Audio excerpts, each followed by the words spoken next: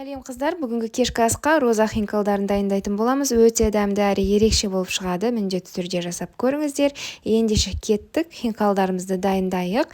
Ең әуелі жылы суға тұз қосамыз және қант қосамыз. Сұйық май қосып жақсылап араластырып аламыз.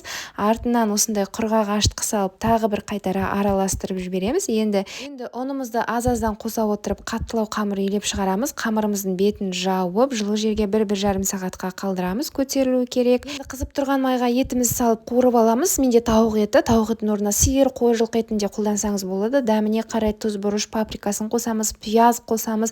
Жақсылап етіміздің артық суы тартылғанша қуырып аламыз. Артық сулар тартыла бастаған кезде сәбіз, картоп, тәтті бұрыш қосып, қажет болып жатса тағы бір тұз сеуіп жіберіңіз. Жарты литрдей су құйып қазанның қақпағын жауып қайнағанша қалдырамыз. Осы уақытта біздің нанымыз да көтеріліпті. Көтерілген қамырымызды жұқалап жазып аламыз. Қажет болмаса ұн сеппей қойыңыз.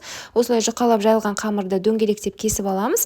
Енді 4 дөңгелекті дәл видеодағыдай біріктіріп, рулет секілді орап, екі жақ ашық тұрған шетін осылай бекітіп, дәл ортасынан пышақпен кесеміз. Сонда бізде гүлді хинкалдар пайда болады. Осылай дайындап алған гүлді хинкалдарымызды жаңағы қайнап жатқан етіміздің үстінен қойып тізіп шығамыз. Су аз болса тағы бір қайтара су құйып жіберіңіз. Су картоптардың бетінен сәл жоғарылау тұруы керек. Қазанның қақпағын жауып 30-35 минуттай пісіріп аламыз. Осымен хинкалдарымыз дайын. Ас болсын.